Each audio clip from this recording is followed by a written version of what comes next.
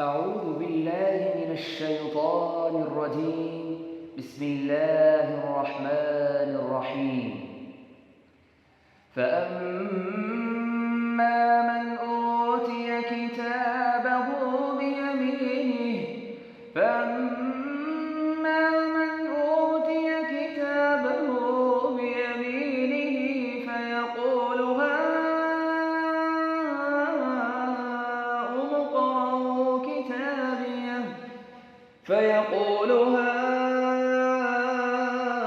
هاؤم اقرءوا كتابيه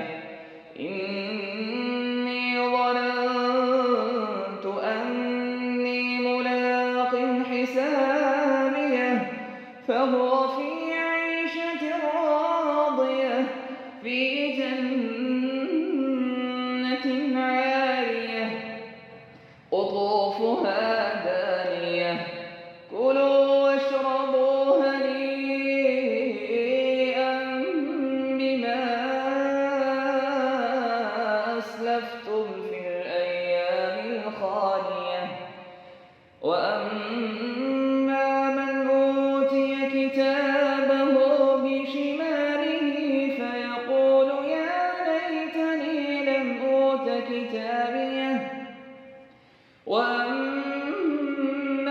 من أوتي كتابه بشماله فيقول يا ليتني لم أوت كتابيه ولم أدر ما حسابيه يا ليتها كانت القاضية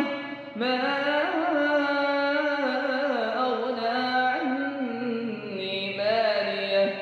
هلك عني سلطانيه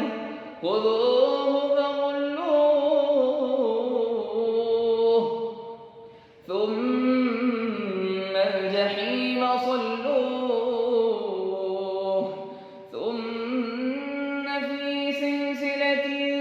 ذرعها 70 ذراعا فاسلكوه إنه كان لا يؤمن بالله العظيم ولا يحض على طعام المسكين فليس له اليوم هاهنا حميم ولا طعام إلا من غسلين لا يأكله إلا الخاطئون